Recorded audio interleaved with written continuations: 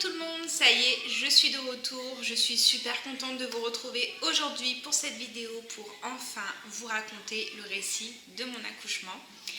Mais avant toute chose, déjà, avant de commencer ma petite histoire qui j'espère ne durera pas trois plombes, je voulais faire une petite parenthèse. On a enfin franchi le seuil des 1000 abonnés et franchement, je vous assure, mais ça me fait extrêmement plaisir. Vous ne pouvez pas imaginer à quel point la joie que j'ai eue lorsque j'ai vu les 1000 abonnés, quoi. Enfin, j'ai juste halluciné. Je me suis dit, c'est pas possible, il n'y a pas autant de personnes qui me suivent, c'est pas possible. Et pourtant, c'est la vérité, je suis super contente. Je vous remercie toutes et tous du fond du cœur. Merci d'être présents à chaque fois. Et je voulais aussi également remercier toutes les abonnées qui ont été adorables à m'envoyer des petits messages pour me demander de mes nouvelles. Merci du fond du cœur. Alors on va commencer tout de suite par le récit de mon accouchement, faut pas que ça dure trois plombes non plus.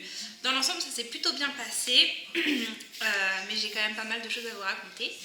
Alors en fait, déjà pour vous resituer un petit peu, quelques semaines et jours avant mon accouchement, j'avais beaucoup de douleurs, ça contractait pas mal, je contractais pas mal, les nuits devenaient très difficiles, j'avais vraiment mal partout, ça devenait, mon ventre était énorme et ça pesait sur le dos, je dormais mal la nuit, enfin les mots de fin de grossesse, hein, j'ai envie de dire, donc c'était pas facile pour moi. Ensuite, nous sommes le 3 juillet, voilà, il est 5h30 du matin lorsque j'ai mes premières vraies contractions, mais sur le coup je ne savais pas que ça allait être là en fait. Donc je commence à avoir mes contractions, mon conjoint travaillait du matin et donc je l'ai laissé aller au boulot, hein, puis je lui ai dit surtout garde ton téléphone près de toi parce qu'on ne sait jamais si je dois être amenée à te rappeler ou pas. Donc il est 5h30 du matin, je contracte. Alors vu que je vois que les contractions sont quand même assez rapprochées, je décide via une application sur mon smartphone de commencer à les calculer tout doucement pour voir un petit peu la régularité, voir de combien elles sont espacées. Et donc à ce moment-là, elles étaient espacées de 5 minutes seulement déjà, donc c'était déjà pas mal. Elles me faisaient mal, mais elles étaient franchement supportables. Donc j'ai laissé une bonne heure passer. Et puis j'ai senti que c'était le jour. Enfin, je ne peux pas vous expliquer, c'était en moi. Enfin, je savais que c'était aujourd'hui et pas un autre. Donc ce que j'ai fait, c'est que j'ai de suite appelé en premier ma belle-mère, parce qu'il fallait qu'elle vienne pour garder mon aîné qui dormait encore. Et heureusement, elle habite pas très loin. Et en second, j'ai appelé mon conjoint et je lui ai dit rentre, prends ton temps, t'inquiète pas. J'ai dit mais il faut que tu rentres parce qu'à mon avis c'est pour aujourd'hui. Donc voilà, j'avais toujours des contractions, donc je commence à finaliser ma valise. Donc quand je dis finaliser, elle était déjà finie, mais voilà, mettre les dernières bricoles type la trousse de toilette, les chargeurs, le caméscope, enfin bref, voilà, tous les petits détails de dernière minute que j'avais pris le soin de marquer dans le mémo de mon téléphone. J'avais fait une petite liste comme ça, j'avais plus qu'à la regarder et à compléter ce qui manquait. Ensuite, donc, ma belle-mère arrive, mon conjoint arrive aussi dans la foulée, et donc je dis à mon conjoint, écoute, je vais en profiter pour aller me prendre une douche, m'habiller, tout ça. Lui, comme il savait que pour un deuxième, de toute façon, le gynéco l'avait dit, pour un deuxième, ça va plus vite. Il faut quand même être assez vigilant et pas non plus trop attendre à la maison. Mais bon, moi, étant donné que j'étais dans l'optique de ne pas avoir de péridurale, je voulais être un maximum mobile et voilà, rester un peu chez moi. Enfin, ça ne servait à rien que j'aille à la maternité trop tôt. Mais les contractions commençaient à faire très mal. De toute façon, il l'a vu sur ma tête, hein. Donc, je décide d'aller prendre ma douche. Je prends quand même le soin de finaliser l'épilation et tout. Non mais... La nana est complètement jetée, de faire un brushing et tout, voilà. Je ne me suis pas maquillée, peut-être pas abusée non plus. Je me suis pas maquillée, mais voilà, je me suis préparée tranquillement. Et donc je dis à mon conjoint, prends le temps de déjeuner, parce que lui il n'avait pas déjeuné du coup. Je dis prends le temps de déjeuner, tout ça, puis on va y aller tranquillement. Entre temps, j'ai préparé le sac pour ma belle-mère, donc pour mon fils. Et dès que j'avais des contractions, il fallait que je me stoppe en fait sur le mur et je soufflais parce qu'elle commençait à être méchante. Mais supportable. Je les sentais bien passer, mais je les gérais encore. Donc il est à peu près... Ouais, on est arrivé à la maternité, il était 8 heures à peu près. À 8 heures, on arrive à la maternité, tout ça. Donc la sage-femme décide de m'ausculter. Elle me met sous monitoring, bien sûr, hein, c'est le schéma classique. Hein, si vous avez déjà accouché, vous savez comment ça se passe. Donc on me met sous monito, donc on voit bien qu'en effet, je contracte de façon très régulière. Et donc là, elle me fait donc l'examen clinique pour voir un petit peu de combien j'étais dilatée. Et à ce moment-là, j'étais déjà dilatée à 2,5 large. Donc elle me dit oui, en effet, le travail s'est mis en route. Hein, donc qu'est-ce que vous souhaitez faire? Alors là, je lui explique mon souhait de ne pas vouloir de péridurale et que je veux être à un maximum mobile. Donc je ne veux pas être embêtée par le monito, tout ça. Je veux aller marcher, enfin je veux faire ma petite vie, quoi. Donc elle m'a quand même laissé 30 minutes sous monito pour voir un petit peu bébé, comment il réagissait aux contractions, tout ça. Puis après elle m'a laissé, elle m'a dit écoutez, vous faites ce que vous voulez, vous allez marcher, vous allez vous balader, tout ça. Puis dès que vous avez envie que je vous réexamine, vous venez sonner, je vous réexamine et on avise au fur et à mesure. Donc entre-temps, elle nous a donné une chambre où on a pu aller chercher les affaires, mes affaires et les affaires de la petite, qu'on a pu installer en chambre. Il faut savoir qu'à ce moment-là, j'étais en chambre double et ça m'a un peu dérangée, mais parce que la maternité était blindée et que vu que je suis arrivée au matin, les sorties des autres femmes n'étaient pas encore faites. Donc elle m'avait dit, vous inquiétez pas, c'est provisoire, je vous mets en chambre double pour le moment, mais après, dès qu'une chambre se libérera, je vous mettrai dans une chambre particulière, parce que lors de mon inscription à la maternité, j'avais bien précisé que je voulais une chambre particulière. Quitte à la payer plus cher parce qu'en plus dans ma maternité elle est vraiment pas donnée, mais le service y est complet, le confort est là et franchement il n'y a rien à dire. Les chambres de ma clinique, elles étaient vraiment super. Donc au final on s'est installé tout ça, donc mon conjoint qui me demande qu'est-ce que je souhaite faire, donc je lui ai dit écoute, on va aller se promener dehors, le tour de la clinique, tout ça, on va aller marcher. Donc nous voilà partis. Voilà, pendant 3 heures de temps, on est parti, j'ai fait toutes les allées de la clinique, on a fait tout le tour de la clinique aussi. Bien sûr, après elles étaient rapprochées toutes les 4 minutes, 3-4 minutes, je m'arrêtais et je soufflais. Et au final, j'ai trouvé une astuce qui m'avait bien soulagée pour les contractions, c'est que je me mettais à danser. Enfin, à danser. Je dansais pas comme une cinglée, hein. Mais en fait, je bougeais mon bassin. Voilà, le fait de bouger mon bassin comme ça, franchement, ça me faisait beaucoup de bien. Et j'essaierai de vous inclure dans cette vidéo des petits passages où mon conjoint m'a filmé pendant que j'ai des contractions.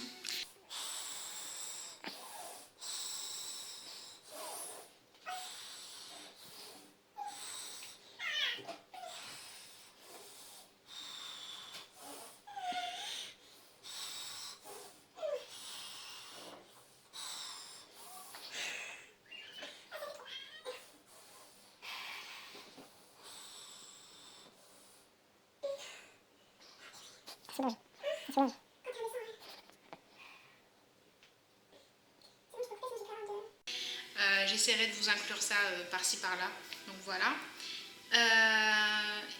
Ce qui me soulageait bien aussi, c'était de me tenir donc donc je prenais mon conjoint au niveau du cou et je me tendais comme ça et puis je me dandinais et puis il y avait que ça qui me soulageait. Donc entre temps je fais des allers-retours aussi en chambre parce que la sage-femme m'avait donné un ballon, vous savez, le Swiss Ball, pour pouvoir mobiliser mon bassin. Si je voulais un petit peu me soulager via le ballon, je pouvais. Donc par moment on allait faire des allers-retours dans la clinique, par moment on allait sur le ballon, tout ça, toujours en ayant des contractions et des contractions qui étaient de plus en plus méchantes, franchement. Les gens qui me voyaient à la clinique me disaient bon courage, mais ils le voyaient sur ma tête que j'en pouvais plus déjà. Mais voilà, donc mon conjoint il me dit mais tu veux pas qu'on t'examine, qu'on voie un petit peu? Je lui dis non, il faut que je tienne, je vais tenir. Et en fait je m'étais mis dans ma tête que le moment où la sage-femme allait me réexaminer pour la deuxième fois, c'était pour me dire c'est bon, on va en salle d'accouchement, elle est là quoi, elle est au bord du bord, vous pouvez pousser. Donc je prends sur moi, on décide d'aller faire l'admission ensemble. Donc on prend tous les papiers, tout ce qu'il faut, on descend en bas. Donc là, il était 9h30 passé, presque 10h. On descend en bas. Je donne le chèque de caution pour la télé et le wifi et on fait l'admission tranquillement. Et pendant l'admission, la nana elle a vu que je douillais grave. Elle me disait soufflez, soufflez. Oui, oui, je souffle, je fais que ça de souffler depuis ce matin, mais tout va bien. Bref, donc voilà, l'admission faite, on était tranquille, on retourne en chambre. Je continue de marcher, hein, voilà, j'ai continué de marcher, j'étais en chambre. Et là, il est à peu près 11h, 11h30, je dirais même, ouais, 11h30, ouais, un bon 11h30. Et je suis dans la chambre. Donc j'avais toujours mes contractions de façon régulière, sauf qu'à un moment donné, j'ai eu une contraction qui m'a quasi paralysée. C'est-à-dire, j'ai eu une contraction qui m'a pris tout le bas du dos et tout le ventre. Pour mon aîné, je n'ai jamais eu de contraction dans le dos, donc je ne sais pas ce que c'est. Et là, quand j'ai commencé à avoir cette contraction qui m'a pris, mais alors tout l'abdomen et tout le derrière, je me suis mise à hurler de douleur. J'avais hyper mal, c'était insupportable pour moi. J'en pouvais vraiment plus, quoi. J'implorais le bon Dieu, quoi, pour que vraiment il me vienne en aide parce que je souffrais.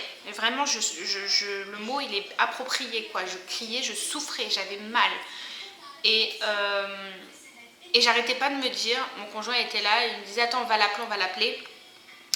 Et là, en fait, j'étais en train de me dire c'est dans la tête, c'est dans la tête, c'est dans la tête. En gros, j'essayais de me convaincre que cette douleur, elle était uniquement dans la tête et que je pouvais surmonter cette douleur-là.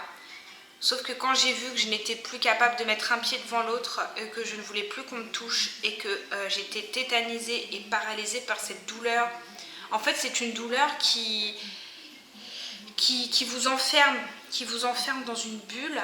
On a beau vous parler, on a beau vous dire des choses ou quoi, vous les entendez plus, enfin, vous les entendez mais vous ne les écoutez plus du moins.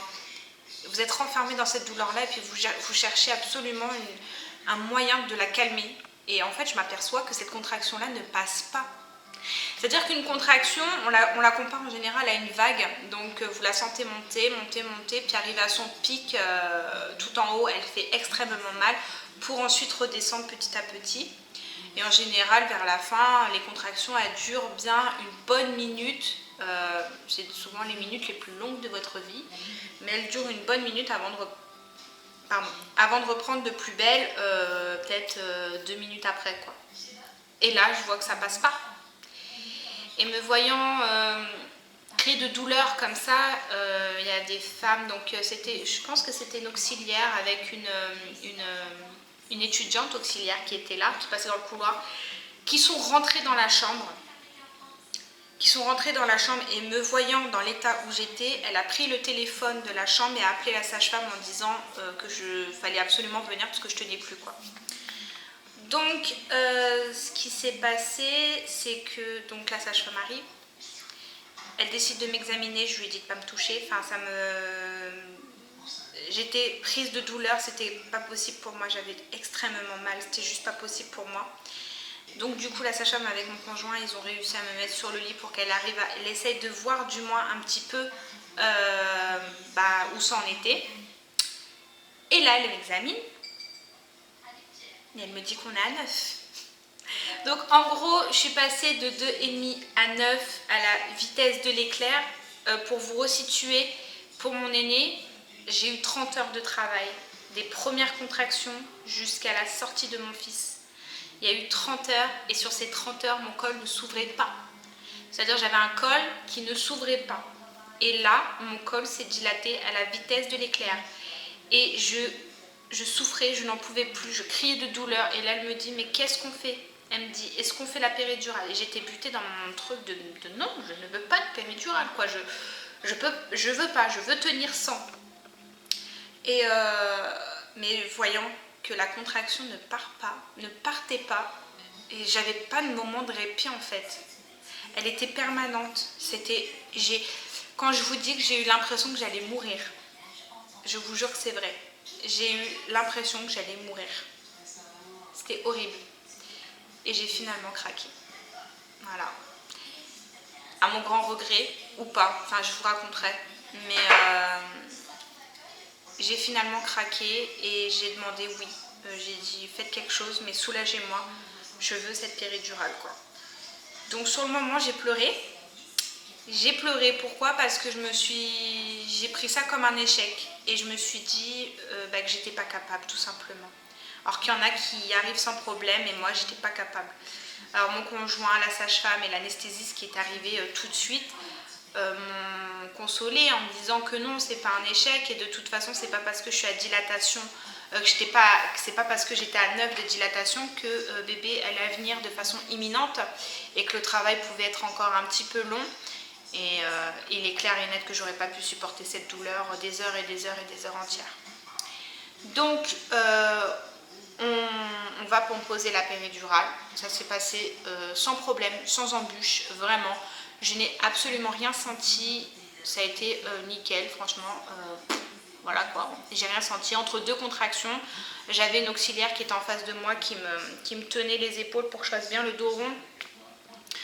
Franchement ça s'est passé nickel, les doigts dans le nez. Donc la péridurale fait vite effet, hein, on est d'accord. Et je suis tombée sur un anesthésiste qui me l'a super bien dosé, vraiment. Il m'a super bien dosé cette péridurale. Donc c'est pas une péri où vous appuyez, je sais qu'il y a des péridurales où vous pouvez, il y a une pompe et puis vous appuyez autant que vous voulez entre guillemets pour vous soulager. Là c'est une péridurale qui est reliée donc via une grosse seringue en fait, et c'est eux qui font les dosages, c'est l'anesthésiste qui fait directement les dosages dans cette seringue là, et il choisit, donc c'est mis dans une machine, c'est mis dans une petite machine où vous pouvez la programmer pour que tant de minutes, voilà, elle dégage une dose quoi entre guillemets. Bref. Et donc une fois que la péridurale posée, donc je me rallonge et là la sage-femme me vient et elle me dit si mon sentiment est bon, j'aimerais pouvoir vous réexaminer de suite pour voir un peu ce qu'il en est. Donc une fois la péridurale posée, de suite elle me réexamine et elle sourit et elle me dit c'est bien ce que je pensais. Elle me dit ça y est, vous êtes à dilatation complète.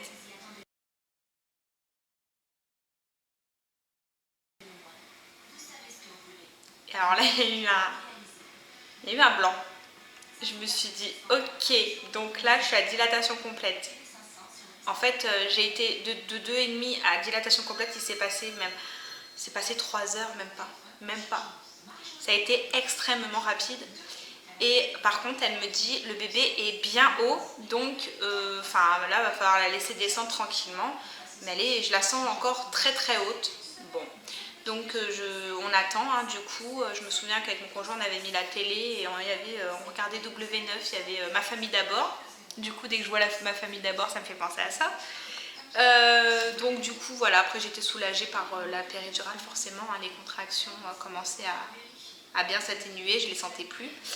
Donc bref, donc 1 heure passe, la sage-femme revient, elle s'aperçoit que la petite ne descend toujours pas. Donc on teste des différentes positions, donc sur le côté, la jambe en l'air posée sur l'étrier pour essayer de la faire descendre dans le bassin. 2 heures passées, toujours pareil, toujours rien. Hop, on me rebascule de l'autre côté pour essayer de la faire vriller. Toujours rien. 3 heures passées et là elle se demande qu'est-ce qui se passe. C'est-à-dire que la petite ne descend pas d'un poil. Donc elle décide de rompre la poche des os. Donc finalement je suis un peu dégoûtée parce que je ne sais pas ce que c'est que de perdre les os. J'aurais voulu perdre les os pour cet accouchement-là. Mais non, je n'ai pas perdu les os. Donc elle me rompt la poche des os, s'aperçoit que j'ai beaucoup d'os. Sans blague, vu la taille de mon ventre en même temps, j'ai envie de dire, moi ça m'a pas étonnée. Donc elle me dit là normalement ça devrait l'aider à descendre.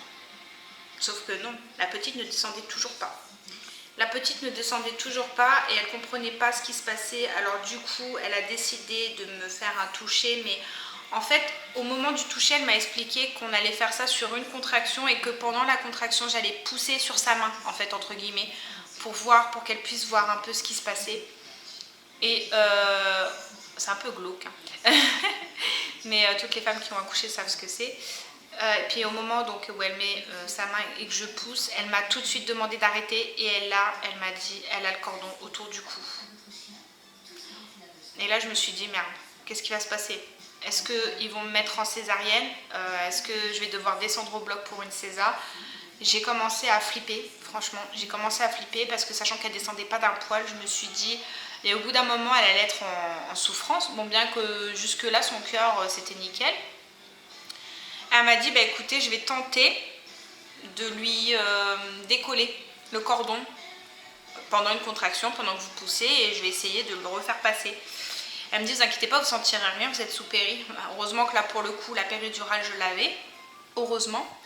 Parce que j'aurais pas voulu sentir ça, en toute franchise. Donc nous voilà repartis, donc elle me refait le toucher pendant la contraction, je pousse et elle a réussi à faire passer donc le cordon. Et donc elle me dit, bah écoutez, maintenant on va la laisser descendre, elle va descendre, il n'y a pas de souci. Et puis dès que vous sentez que ça pousse dans les fesses, bah, vous m'appelez. Et donc on attend. Donc voilà, on attend tranquillement. Et tout d'un coup, bah, je sens que ça pousse dans les fesses. Donc je l'appelle, je dis à mon conjoint, je dis appelle là, je dis je sens que ça pousse dans mes fesses, tout ça. Donc il l'appelle et donc la sage-femme m'a dit bah c'est bon, ça y est, elle est là, tout ça. Alors je dis bah oui, je pense qu'elle est bientôt là. Et donc elle commence à regarder, elle me dit ah oui, en effet, c'est bon. Elle me dit bah ne m'attendez pas, dès que vous sentez la contraction, allez-y, poussez, vous poussez. Et donc j'ai poussé 3 fois. Voilà, j'ai poussé 3 fois et ma petite était là. Je vais mettre les larmes aux yeux. Voilà, ça a été un moment fort en émotion. Quand je vous dis qu'elle était bien dosée, la péridurale, c'est que j'ai tout senti dans le sens où à chaque poussée, j'avais pas les douleurs, mais je sentais mon bébé. J'ai senti mon bébé en fait passer, j'ai senti sa tête. La sage-femme, elle n'avait même pas besoin de me dire que sa tête était sortie parce que je le savais, que son corps, enfin j'ai tout senti mais sans douleur, donc ça a été magique, vraiment. C'est à refaire, je le referai 1000 fois. Et donc ma petite puce, elle est née à 15h41. Je suis désolée. C'est beaucoup d'émotions. Ah bordel. Donc ma petite, elle est née à 15h41 pour 3,3 kg. Et donc on l'a mesurée que le lendemain parce qu'il ne mesure plus le jour même. Pour 49 cm, voilà. Donc notre petite Lila, pour celles qui ont suivi sur Instagram, donc notre petite Lila, elle est née. Au début, on avait un peu peur parce qu'elle était un peu bleue, certainement due au cordon autour du cou. Donc elle a vite repris ses couleurs, hein, elle était contre moi, tout ça, j'arrêtais pas de la regarder, et puis je disais oh, tu ressembles à ton frère, tu ressembles à ton frère. Oh là là. Et donc je l'avais contre moi, et ce qui s'est passé, c'est que là, je vois la sage-femme faire une drôle de tête, et je la vois faire un bond en arrière, et j'ai entendu le bruit, sans vous mentir, comme si on ouvrait un robinet, très fort. Et là, elle dit à la puéricultrice qui est à côté, parce qu'elles étaient deux, elle dit, elle fait une hémorragie. En fait, je sais pas si c'est psychologique ou quoi, mais dès que j'ai entendu hémorragie, j'ai commencé à avoir des petits papillons dans les yeux, là.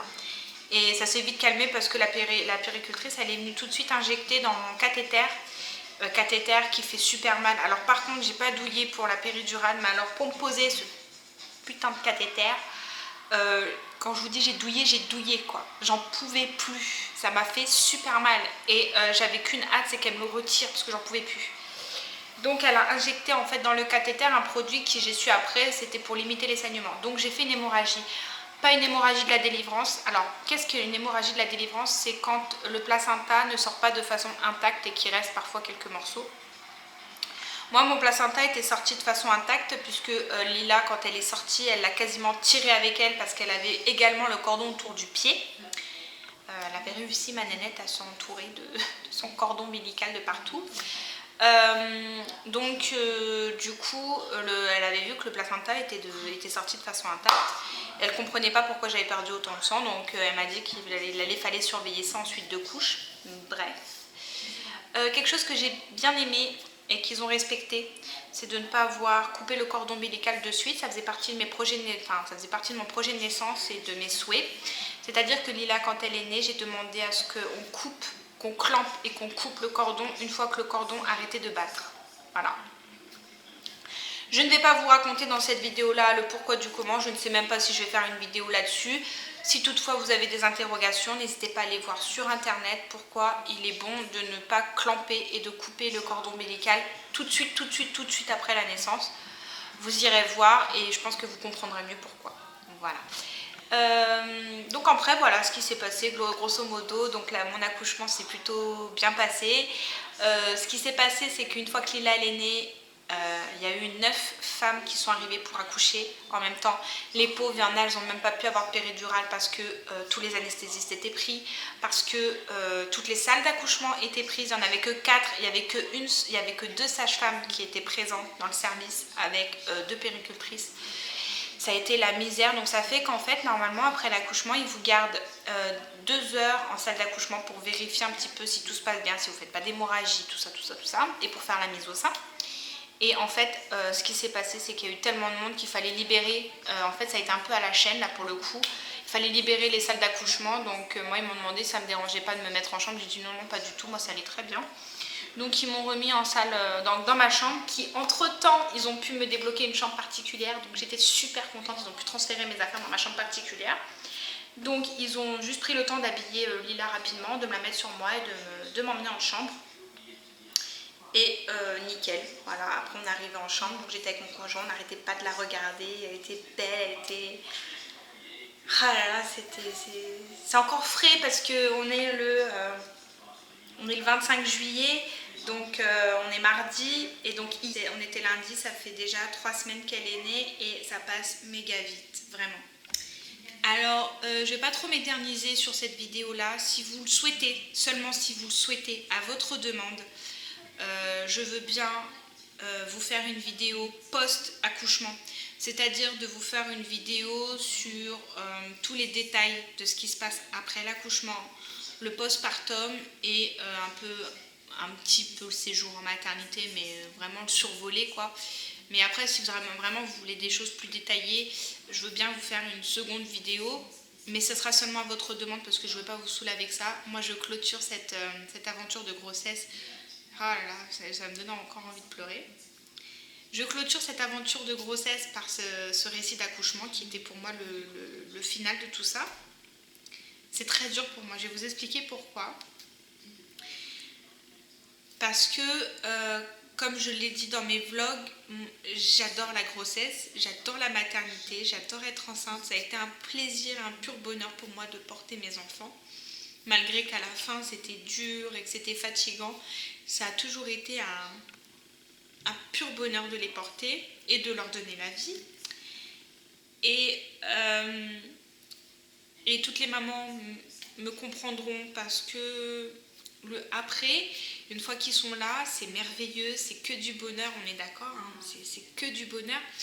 Mais après, le temps défile tellement vite, ça passe tellement vite. Et moi, je suis déjà nostalgique, hein, tout ça, c'est fou, mais voilà.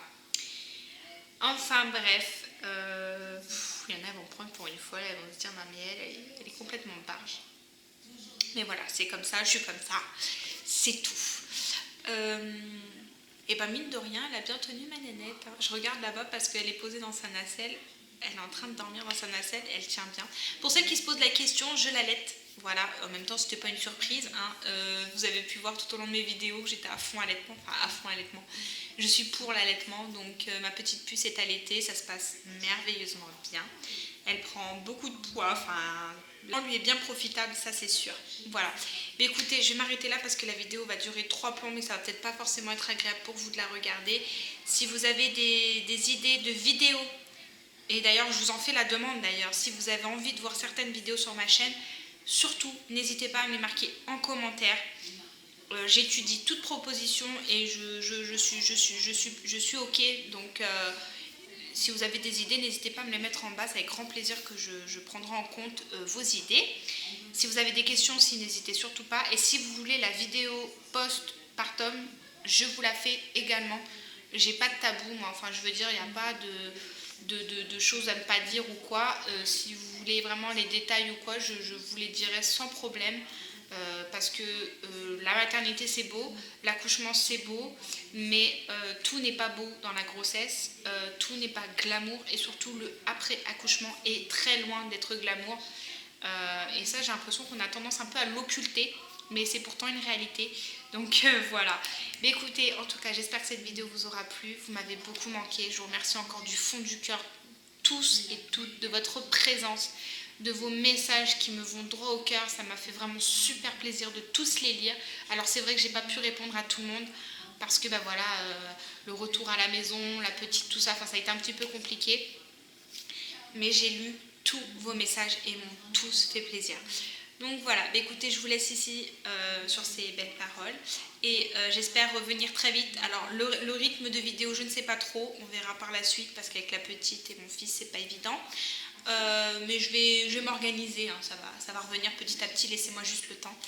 Et d'ici là, prenez soin de vous. Je vous fais plein de gros bisous. Bye bye.